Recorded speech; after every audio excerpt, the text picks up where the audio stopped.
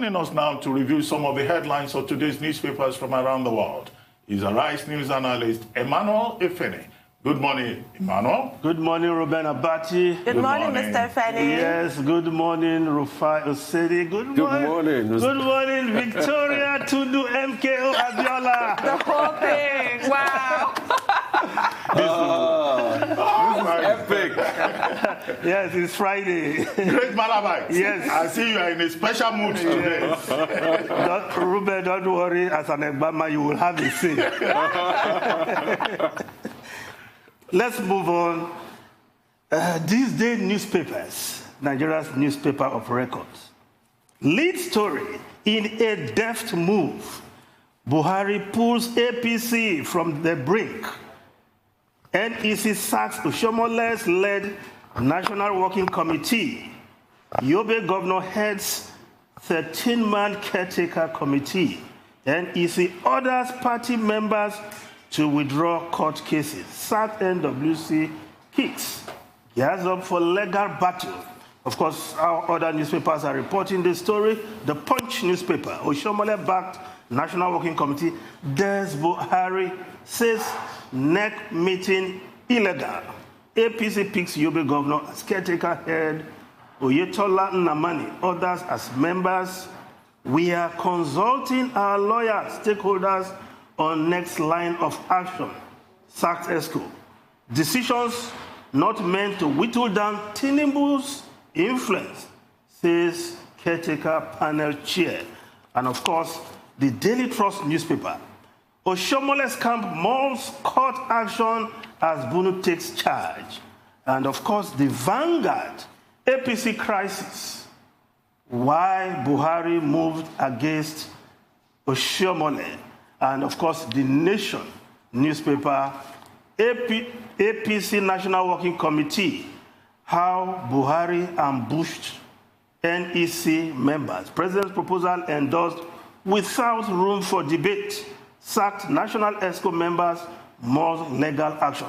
Now, what the Vanguard is saying quickly, why Buhari moved against Oshomole, according to that paper, is that Oshomole has reduced the party to himself and one national leader of the party.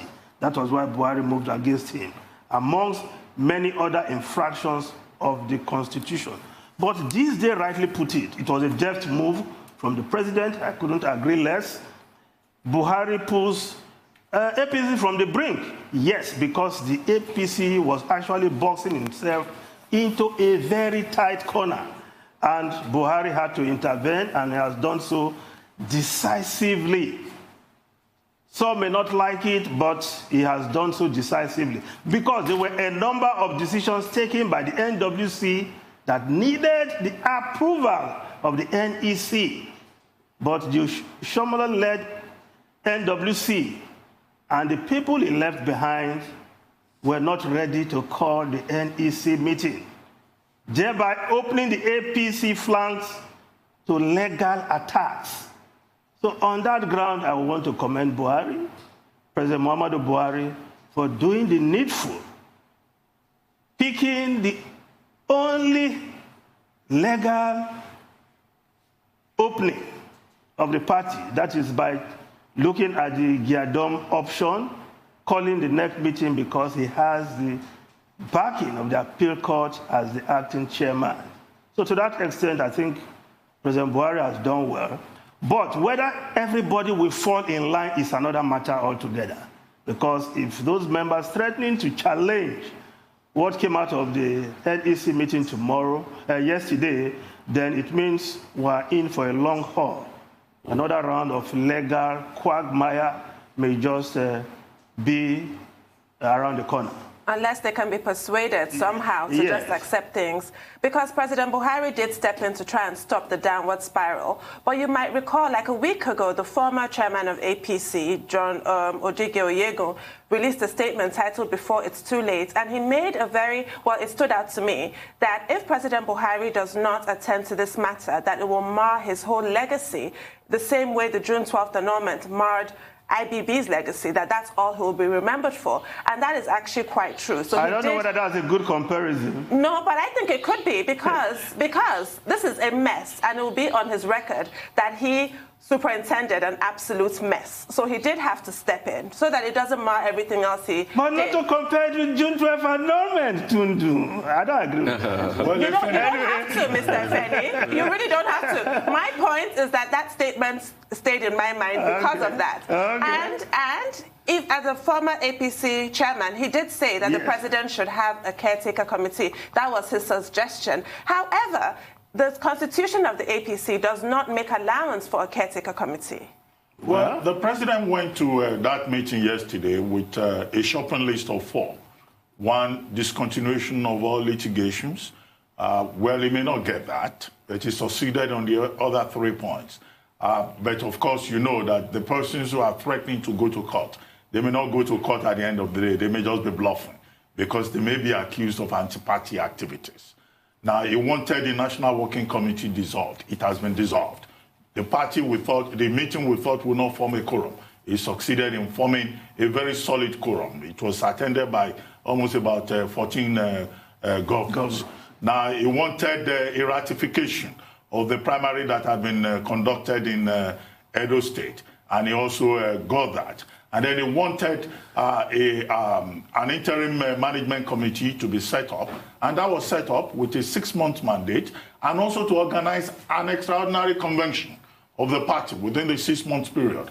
And when that happens, you can be sure that the National Working Committee of the APC will be reconstituted. So we've seen the APC, as this day tells us, trying to pull itself back from the brink, and I think it's a good thing for the party. The other thing to worry about or to focus on is this day talking about winners and losers. Look, Ruben, I was coming to that, actually. And I just wanted to pick 2 names there from the Southwest. On the winning side, Kayode Fayemi. On the loser side, Asiwaju Bola Ahmed Tinubu. Is this a rising profile of a gentleman, Dr. Kayode Fayemi? Well, a thorough Moluabi, as you say, in the Southwest. Well, you know, Kayode Fayemi is governor of the is chairman of the Nigerian Governors Forum. And a day before that meeting, he was reported to have gone to the villa with Giadom. And then there was this expression of concern that he was not allowed to see the president. However, he met with the chief of staff, Professor Gambari, and a lot of people had expressed concern that perhaps he was snubbed. But with what happened yesterday, clearly he was not snubbed.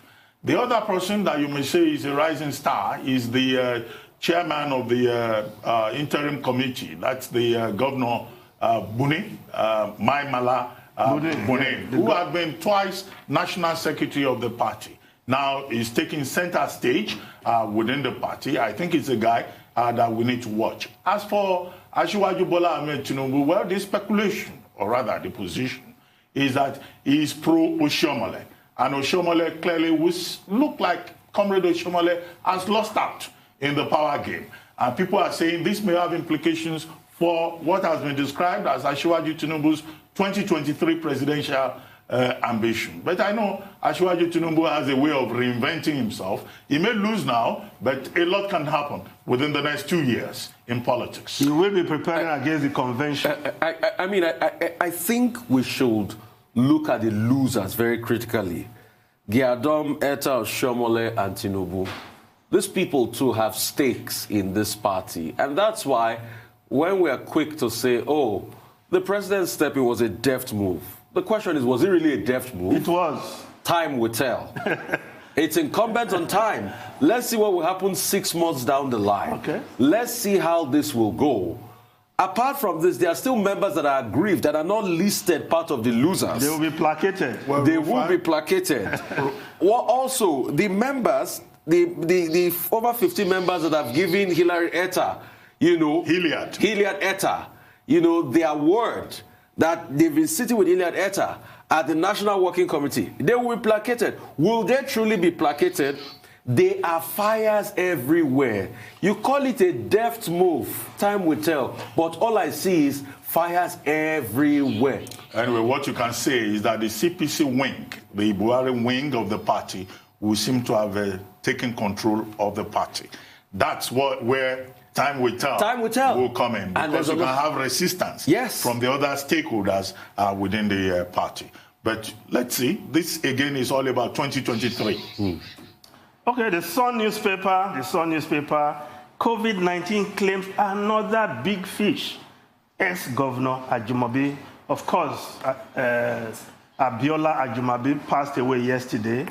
He died of COVID-19, complications from COVID-19 infections. Another reminder that COVID-19 is real for those who are still looking for evidence. Well, God bless his soul. We condole with the Ajimobi family and the people of Oyo State, whom he served diligently as governor for 8 years. Thank you very much, Emmanuel Efeni.